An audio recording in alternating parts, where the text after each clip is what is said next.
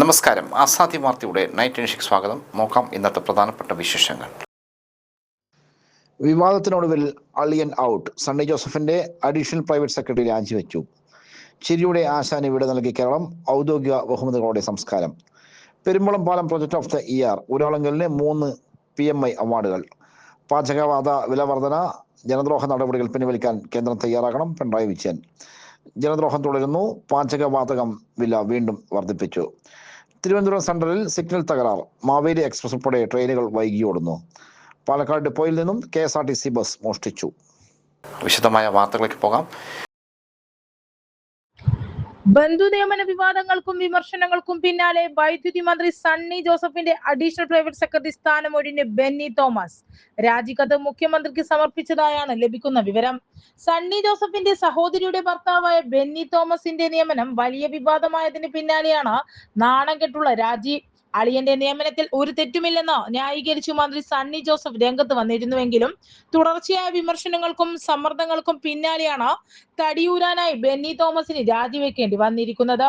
KPCC president കൂടിയായ മന്ത്രിയുടെ personal സ്റ്റാഫിൽ അളിയനെ കൂടി ഉൾപ്പെടുത്തിയത് കോൺഗ്രസിനുള്ളിൽ തന്നെ വലിയ വിമർശനങ്ങൾക്ക് വഴിവെച്ചിരുന്നു. നിലവിൽ DCCC ജനറൽ സെക്രട്ടറിയാണ് ഉളിക്കൽ സ്വദേശിയായ ബെന്നി തോമസ്. മുൻ KSU നേതാവ് സുദീപ് ജെയിംസ് ആണ് മന്ത്രിയുടെ മറ്റൊരു അഡീഷണൽ PS. തിരുവനന്തപുരം സെൻട്രലിൽ സിഗ്നൽ തകരാർ. മാവേലി എക്സ്പ്രസ് 1.5 മണിക്കൂർ വൈകി. Thiruvananthapuram central railway station signal തകരാറിനെ തുടർന്ന് ട്രെയിനുകൾ വൈകി ഓടുന്നു. സിഗ്നൽ തകരാറിനെ തുടർന്ന് 1.5 മണിക്കൂർ വൈകിയാണ് മാവേലി എക്സ്പ്രസ് തിരുവനന്തപുരം സെൻട്രലിൽ നിന്നും പുറപ്പെട്ടത്. പ്രശ്നം പരിഹരിച്ചതായി റെയിൽവേ അറിയിച്ചു. ഞായറാഴ്ച വൈകിട്ടോടെയാണ് സിഗ്നൽ സംവിധാനത്തിന് സാങ്കേതിക തകരാർ വന്നതെന്നാണ് റിപ്പോർട്ടുകൾ. ഇത് ട്രെയിൻ ഗതാഗതത്തെ സാരമായി ബാധിക്കുകയായിരുന്നു. തകരാറിനെ തുടർന്ന് സെൻട്രൽ സ്റ്റേഷനിലേക്ക് എത്തേണ്ടിയിരുന്ന ട്രെയിനുകൾക്കും തിരുവനന്തപുരത്ത് നിന്നും പുറപ്പെടേണ്ട ട്രെയിനുകൾക്കും റെയിൽവേ നിയന്ത്രണം ഏർപ്പെടുത്തുകയായിരുന്നു. പുനലൂർ എക്സ്പ്രസ്, വിവേക് എക്സ്പ്രസ് തുടങ്ങിയ ട്രെയിനുകളെയും സിഗ്നൽ തകരാർ ബാധിച്ചു. ജനദ്രോഹം തുടരുന്നു. പാചകവാതക വില വീണ്ടും വർദ്ധിപ്പിച്ചു. ജനങ്ങൾക്ക് ഇരുട്ടടിയായി രാജ്യത്ത് പാചകവാതക വില വീണ്ടും വർദ്ധിപ്പിച്ചു. ഗാർഹിക LPG സിലിണ്ടറിന് 29 രൂപയാണ് വർദ്ധിപ്പിച്ചത്. 3 മാസത്തിനിടെ 2ാം തവണയാണ് വില വർദ്ധിപ്പിക്കുന്നത്. പുതിയ നിരക്ക് പ്രകാരം തിരുവനന്തപുരത്ത് 14.2 കിലോഗ്രാം LPG സിലിണ്ടറിന് 951 രൂപയായി. കോഴിക്കോട് 951 രൂപയും 50 പൈസയുമാണ് പുതിയ വില. മാർച്ച് 7-ന് സിലിണ്ടറിന് 60 രൂപ വർദ്ധിപ്പിച്ചിരുന്നു. ഇതിനുശേഷമുള്ള പുതിയ വർധനയാണിത്. മെയ് പകുതിക്ക് ശേഷം പെട്രോൾ ഡീസൽ വിലകളിൽ ലിറ്ററിന് മൊത്തത്തിൽ 7 രൂപ 50 പൈസ വർധനവാണ് ഉണ്ടായത്. ഇതിനൊപ്പം CNGക്കും കിലോഗ്രാമിന് 6 രൂപ വർദ്ധിച്ചു. ജനങ്ങൾ ത്യാഗസന്നദ്ധരാകണമെന്ന് പ്രധാനമന്ത്രി നരേന്ദ്രമോദി ആഹ്വാനം ചെയ്തതിന് തൊട്ടു പിന്നാലെ വാണിജ്യ ആവശ്യത്തിനുള്ള പാചകവാതക വിലയും കഴിഞ്ഞ ദിവസം കൂട്ടിയിരുന്നു. 19 കിലോ സിലിണ്ടറിന് 42 രൂപ മുതൽ 53 രൂപ 50 പൈസ വരെയാണ് വർദ്ധിപ്പിച്ചത്. കുടിയേറ്റ തൊഴിലാളികൾ കൂടുതലായി ഉപയോഗിക്കുന്ന 5 കിലോ LPG സിലിണ്ടറിന് 11 രൂപയും കൂട്ടി. പെട്രോൾ ഡീസൽ വിലയും ഉടൻ വർദ്ധിപ്പിക്കും. കേരളം ഉൾപ്പെടെ 5 നിയമസഭകളിലേക്കുള്ള തെരഞ്ഞെടുപ്പ് കഴിഞ്ഞതിന് പിന്നാലെ ഘട്ടം ഘട്ടമായി ഇന്ധനവില ലിറ്ററിന് 7.5 രൂപ വരെ കൂട്ടിയിരുന്നു.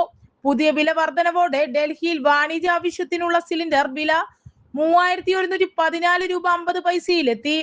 5 കിലോ സിലിണ്ടർ വില 821 രൂപ 50 പൈസ രൂപയിലേക്കും ഉയർന്നു. കൊച്ചിയിൽ വാണിജ്യ സിലിണ്ടർ വില 3085 നിന്നും 3131 രൂപയായി. തിരുവനന്തപുരത്ത് 3152 രൂപയും കോഴിക്കോട് 3161 രൂപ 50 പൈസയുമായി. പാചകവാതക വില വർധന. ജനദ്രോഹ നടപടി പിൻവലിക്കാൻ കേന്ദ്രം തയ്യാറാകണം. പിണറായി വിജയൻ. ഗാർഹിക LPG സിലിണ്ടറിന് 20 രൂപ വർദ്ധിപ്പിച്ച നടപടി സാധാരണ ജനങ്ങളുടെ ജീവിതഭാരം വർദ്ധിപ്പിക്കുമെന്ന് പ്രതിപക്ഷ നേതാവ് പിണറായി വിജയൻ. 3 മാസത്തിനിടെ 2ാം തവണയാണ് ഗാർഹിക പാചകവാതക വില വർദ്ധിപ്പിക്കുന്നത്. ഈ ജനദ്രോഹ നടപടി പിൻവലിക്കാൻ കേന്ദ്ര സർക്കാർ തയ്യാറാകണം. ജനങ്ങൾ ത്യാഗസന്നദ്ധരാകണമെന്ന പ്രധാനമന്ത്രിയുടെ പ്രസ്താവനയ്ക്ക് പിന്നാലെ ജനജീവിതത്തെ ദോഷകരമായി ബാധിക്കുന്ന ഒട്ടേറെ നടപടികൾ ഉണ്ടായിക്കൊണ്ടിരിക്കുകയാണ്. ഇതിൽ നിന്നും കേന്ദ്ര സർക്കാർ പിന്തിരിയണം. പിണറായി വിജയൻ വ്യക്തമാക്കി. വർദ്ധിപ്പിച്ച നിരക്ക് പ്രകാരം 114 രൂപ 2 പൈസ കിലോഗ്രാം LPG സിലിണ്ടറിന് 951 രൂപയായി. മാർച്ച് 7-ന് സിലിണ്ടറിന് 60 രൂപ വർദ്ധിപ്പിച്ചിരുന്നു. വാണിജ്യ പാചകവാതകത്തിന്റെ വില ഇരട്ടിയിലധികം വർദ്ധിപ്പിച്ചതിനാൽ ഹോട്ടൽ വ്യവസായം സമ്പൂർണ്ണ തകർച്ചയിലേക്ക് കൂപ്പുകുത്തുകയാണ്. മെയ് പകുതിക്ക് ശേഷം പെട്രോൾ ഡീസൽ വിലകളിൽ ലിറ്ററിന് മൊത്തത്തിൽ 7 രൂപ 50 പൈസയുടെ വർധനമാണ് ഉണ്ടായത്. ഇതിനൊപ്പം CNGക്കും കിലോഗ്രാമിന് 6 രൂപയും വർദ്ധിച്ചു. ജനങ്ങൾ ആശ്വാസം ഉറപ്പിക്കുന്ന വിധത്തിൽ സംസ്ഥാന സർക്കാരിന്റെ അടിയന്തര ഇടപെടൽ ഉണ്ടാകണം. പെട്രോളിയം വില വർധന മൂലം ലഭ്യമാക്കുന്ന അധിക നികുതി ഉപേക്ഷിക്കാൻ സംസ്ഥാന സർക്കാർ തയ്യാറാകണമെന്നും വിലക്കയറ്റത്തിന്റെ രൂക്ഷതയിൽ നിന്നും സാധാരണക്കാരെ രക്ഷിക്കണമെന്നും നിയമസഭയിൽ സർക്കാരിനോട് അഭ്യർത്ഥിച്ചിരുന്നു. ഈ കാര്യത്തിൽ കേന്ദ്ര സംസ്ഥാന സർക്കാരുകൾ തുടരുന്ന നിഷേധാത്മക ജനദ്രോഹ നിലപാടുകൾ തിരുത്തണമെന്നും പിണറായി വിജയൻ ആവശ്യപ്പെട്ടു. IDFC AU ഫിനാൻസ് ബാങ്ക് തട്ടിപ്പ് 661 കോടിയുടെ സർക്കാർ ഫണ്ട് വെട്ടിച്ച കേസിൽ CBI റെയ്ഡ്. ഛത്തീസ്ഗഡ്, ഹരിയാന സർക്കാർ വകുപ്പുകളിൽ നിന്നും ബാങ്ക് ഉദ്യോഗസ്ഥരുടെ സഹായത്തോടെ 661 കോടി രൂപയുടെ പൊതുഫണ്ട് വകമാറ്റി അടിച്ചുമാറ്റിയ കേസിൽ CBI raid. Delhi, NCR, Chhattisgarh, Panchkula എന്നിവിടങ്ങളിലെ 6 കേന്ദ്രങ്ങളിൽ CBI ഒരേ സമയം മിന്നൽ പരിശോധന നടത്തി. ഹരിയാന കേഡറിലെ മുതിർന്ന സർക്കാർ ഉദ്യോഗസ്ഥർ നോയിഡ ആസ്ഥാനമായി പ്രവർത്തിക്കുന്ന വിഭം കൺസൾട്ടൻസി പ്രൈവറ്റ് ലിമിറ്റഡ് കമ്പനി, അതിന്റെ ഡയറക്ടർ എന്നിവരുമായി ബന്ധപ്പെട്ട കേന്ദ്രങ്ങളിലാണ് റെയ്ഡ്. തട്ടിപ്പിന് പിന്നാലെ ബാങ്ക് പങ്കാളിത്തം IDFC first bank, AU finance bank എന്നിവിടങ്ങളിൽ നിക്ഷേപിച്ചിരുന്ന സർക്കാർ ഫണ്ടുകളാണ് വൻതോതിൽ വകമാറ്റിയതായി കണ്ടെത്തിയിട്ടുള്ളത്. ബാങ്ക് ഉദ്യോഗസ്ഥരും സർക്കാർ ഉദ്യോഗസ്ഥരും തമ്മിലുള്ള അവിശുദ്ധ കൂട്ടുകെട്ടാണ് തട്ടിപ്പിന് പിന്നിലെന്ന് CBI വ്യക്തമാക്കുന്നു. ഉദ്യോഗസ്ഥർ ബാങ്ക് അധികൃതരുമായി ചേർന്ന് പുതിയ അക്കൗണ്ടുകൾ തുറക്കാനും അതിലേക്ക് സർക്കാർ പണം കൈമാറാനും പിന്നീട് ഈ തുക മറ്റ് അക്കൗണ്ടിലേക്ക് വകമാറ്റാനും സൗകര്യമൊരുക്കി.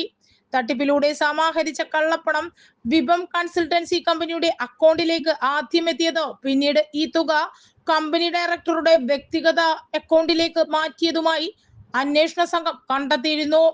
ഹരിയാന സർക്കാരിന്റെ 8 വകുപ്പുകളെയും ഛത്തീസ് കേന്ദ്രഭരണ പ്രദേശത്തെ 2 പ്രമുഖ വകുപ്പുകളെയുമാണ് ഈ സാമ്പത്തിക തട്ടിപ്പ് ബാധിച്ചിരിക്കുന്നത്. Haryana power generation corporation limited, Haryana school Shiksha Pariyojana Parishad ഉൾപ്പെടെയുള്ള 8 വകുപ്പുകൾ കൊള്ളയ്ക്ക് ഇരയായി. Chhattisgarh municipal corporation, Chhattisgarh renewable energy and science and technology promotion society എന്നിവയുടെ ഫണ്ടുകളും ഇങ്ങനെ വെട്ടിച്ചു. ചിരിയുടെ ആശാന് വിട നൽകി കേരളം. ഔദ്യോഗിക ബഹുമതികളോടെ സംസ്കാരം. ഒരു ചിരിക്കാലത്തിന്റെ ഓർമ്മകൾ മലയാളിക്ക് സമ്മാനിച്ച് പ്രിയ നടൻ സലീം കുമാർ യാത്രയായി. പറവൂർ കേസരി ബാലകൃഷ്ണപിള്ള ടൗൺ ഹാളിലെ പൊതുദർശനത്തിന് ശേഷം പറകേകാട് ആലുമാവിലെ വീടായ ലാഫിംഗ് വില്ലയിൽ വൈകിട്ട് 3:30 ഔദ്യോഗിക ബഹുമതികളോടെയായിരുന്നു സംസ്കാരം. മതപരമായ എല്ലാ ചടങ്ങുകളും ഒഴിവാക്കിയാണ് മൃതദേഹം സംസ്കരിച്ചത്. ഉച്ചയ്ക്ക് 2:30 വരെ നീണ്ട പൊതുദർശന ചടങ്ങിലേക്ക് നാടാകെ ഒഴുകിയെത്തി. സിനിമ, സാംസ്കാരിക, രാഷ്ട്രീയ രംഗത്തെ നിരവധി പ്രമുഖർ മൃതദേഹത്തിൽ അന്ത്യോപചാരം അർപ്പിച്ചു. മുഖ്യമന്ത്രി VD സതീശനും താരാസംഘടനയായ അമ്മയ്ക്ക് വേണ്ടി നടൻ ജയറാമും കുക്കു പരമേശ്വരനും പരവൂരിലെത്തി അന്തിമോപചാരം അർപ്പിച്ചു. കരൾ രോഗത്തെ തുടർന്ന് ശനിയാഴ്ച രാത്രി സലീം കുമാർ അന്തരിച്ചു. കരൾ രോഗത്തെ തുടർന്ന് ചികിത്സയിലും വിശ്രമത്തിലുമായിരുന്നതിനാൽ ഏറെക്കാലമായി സിനിമാ രംഗത്ത് സജീവമായിരുന്നില്ല. അസുഖം മൂർച്ഛിച്ചതിനെ തുടർന്ന് ജൂൺ 6 മുതൽ ഇടപ്പള്ളി അമൃത ആശുപത്രിയിൽ വെന്റിലേറ്ററിലായിരുന്നു. മിമിക്രി വേദിയിൽ തിളങ്ങി ഹാസ്യപ്രധാനമായ വേഷങ്ങളിലൂടെ സിനിമയിലെത്തിയ സലീം കുമാർ അഭിനയ മികവിലൂടെ അവിസ്മരണീയമാക്കിയ കഥാപാത്രങ്ങളും ഏറെ. 3 പതിറ്റാണ്ട് നീണ്ട സിനിമാ ജീവിതത്തിനിടെ 280ഓളം ചിത്രങ്ങളിൽ വേഷമിട്ടു. 3 സിനിമകൾ സംവിധാനം ചെയ്തു. നിരവധി ജനപ്രിയ ടെലിവിഷൻ പരിപാടികൾ അവതരിപ്പിച്ചു. സ്വന്തമായി മിമിക്രി നാടക ഗ്രൂപ്പുകളും നടത്തി. 2010 പ്രധാന വേഷമിട്ട് പുറത്തിറങ്ങിയ ആദമിന്റെ മകൻ അബുവിലൂടെ മികച്ച നടനുള്ള ദേശീയ സംസ്ഥാന ചലച്ചിത്ര പുരസ്കാരങ്ങൾ നേടി. അച്ഛനുറങ്ങാത്ത വീട് മികച്ച 2ാമത്തെ നടൻ, അയാളും ഞാനും തമ്മിൽ ഹാസ്യ നടൻ, കറുത്ത ജൂതൻ മികച്ച കഥ എന്നീ ചിത്രങ്ങളിലൂടെ സംസ്ഥാന പുരസ്കാരങ്ങൾ നേടി. പാലക്കാട് ഡിപ്പോയിൽ നിന്നും KSRTC ബസ് മോഷ്ടിച്ചു. പാലക്കാട് ഡിപ്പോയിൽ നിർത്തിയിട്ട KSRTC ബസ് മോഷ്ടിച്ചു കടത്തി. ഞായറാഴ്ച പുലർച്ചെ 5 മണിയോടെയാണ് സംഭവം. പാലക്കാട് ഡിപ്പോയിലെത്തിയ മോഷ്ടാവ് ബസ്സുമായി കടന്നു കളയുകയായിരുന്നു. ബസ് കൊണ്ടുപോകുന്നത് കണ്ട ജീവനക്കാർ പിന്തുടർന്നതോടെ നഗരത്തിലെ മംഗളം ടവറിന് സമീപത്ത് ബസ് ഉപേക്ഷിക്കുകയായിരുന്നു. ഡിപ്പോയിൽ നിന്നും 1 കിലോമീറ്ററോളം നഗരത്തിലൂടെ ഓടിച്ച ശേഷമാണ് മോഷ്ടാവിന്റെ രക്ഷപ്പെടൽ. ഇതിനിടെ ബസ് പലയിടത്തും ഇടിച്ചു. സംഭവത്തിൽ പാലക്കാട് ടൗൺ പോലീസ് കേസെടുത്തു. മോഷ്ടാവിനെ ഇതുവരെ തിരിച്ചറിയാനായിട്ടില്ല. അതേസമയം ആർക്കും എടുത്തുകൊണ്ടുപോകാൻ പറ്റുന്ന തരത്തിലാണോ ബസ് ഡിപ്പോയിൽ നിർത്തിയിട്ടതെന്ന് വിമർശനം ഇതിനോടകം ഉയർന്നു കഴിഞ്ഞു. പെരുമ്പളം പാലം പ്രൊജക്ട് ഓഫ് ദ ഇയർ, ഊരാളുങ്കലിന് 3 PMI award. Project management institute Kerala ചാപ്റ്ററിന്റെ social project of the year award Uralungal society Alappuzha ജില്ലയിൽ നിർമ്മിച്ച പെരുമ്പളം പാലത്തിന്. മറ്റ് 2 വിഭാഗങ്ങളിൽ ഊരാളുങ്കൽ 2ാം സമ്മാനവും നേടി. നിർമ്മാണ മേഖലയിലെ ഹരിത അടിസ്ഥാന സൗകര്യ പ്രൊജക്ട് വിഭാഗത്തിൽ എറണാകുളം ജില്ലയിലെ ചെല്ലാനടുത്തു ഡെട്രോപോഡ് ഉപയോഗിച്ച് നടത്തിയ നീര സംരക്ഷണ പദ്ധതിയും വൻകിട പദ്ധതികൾക്കുള്ള പ്രൊജക്ട് ഓഫ് ദ ഇയർ വിഭാഗത്തിൽ ഭാരത് മല പദ്ധതിയിൽ ദേശീയപാത 17 തലപ്പാടി ചെങ്കള 6 വരിപ്പാതയുമാണ് റണ്ണറപ്പ് ആയത്. പ്രൊജക്ട് മാനേജ്മെന്റിലെ മികവിന് നൽകുന്നതാണ് PMI അവാർഡ്. പെരുമ്പളം പദ്ധതിക്കുള്ള അവാർഡ് ആദർശ് മാഥനും ജസ്ലാൽ EMPRനും വേണ്ടി സായു രവീന്ദ്രനും PCPയും ഏറ്റുവാങ്ങി. ചെല്ലാനം പദ്ധതിയുടെ പുരസ്കാരം അഷിൻ പ്രകാശ്, സി വിഷുദിൽ എന്നിവരും തലപ്പാടി ചെങ്കള പദ്ധതിയുടേത് M നാരായണനും C ജിഷ്ണുവും സ്വീകരിച്ചു. ഒരിക്കലും യാഥാർത്ഥ്യമാകില്ലെന്ന് കരുതിയ പെരുമ്പളം പാലവും LDF സർക്കാരിന്റെ ഇച്ഛാശക്തിയിലാണ് യാഥാർത്ഥ്യമായത്. വേമ്പനാട്ട് കായലിന് കുറുകെ 1 കിലോമീറ്ററിലേറെ നീളത്തിലാണ് പാലം നിർമ്മിച്ചത്. കായലിന് കുറുകെ നിർമ്മിച്ച സംസ്ഥാനത്തെ ഏറ്റവും നീളമേറിയ പാലമായ പെരുമ്പളം പാലം കിഫ്ബി മുഖേന 100 കോടി രൂപ ചെലവഴിച്ചാണ് നിർമ്മിച്ചത്. കായലിനാൽ ചുറ്റപ്പെട്ട പെരുമ്പളം പഞ്ചായത്തിനെ പടിഞ്ഞാറേക്കരയുമായി ബന്ധിപ്പിക്കുന്നതാണ് പാലം. ഒറ്റപ്പെടലിന്റെ തീരദുരിതപേറിയ ജനതയ്ക്ക് പുതുജീവിതം സമ്മാനിക്കുന്നതും പ്രകൃതി രമണീയമായ പെരുമ്പളം ദ്വീപിലും പരിസരത്തും വിനോദസഞ്ചാര വികസനം സാധ്യമാക്കുന്നതാണ് സർക്കാരിന്റെ അഭിമാന പദ്ധതി. നിയമക്കുരുക്കുകൾ ഉൾപ്പെടെയുള്ള വെല്ലുവിളി അതിജീവിച്ചാണ് പാലം യാഥാർത്ഥ്യമായത്. 10,000-ൽ പരം മാത്രമുള്ള പെരുമ്പളത്തുകാർക്കായി 100 കോടിയിലേറെ ചെലവിട്ട് പാലം നിർമ്മിച്ചത് കേരള വികസന ചരിത്രത്തിൽ സുപ്രധാനമായി. ഇതോടെ ഇന്നത്തെ ആസാദി വാർത്തകൾ സമാപിക്കുന്നു. വീണ്ടും നാളെ കാണാം. നന്ദി, നമസ്കാരം.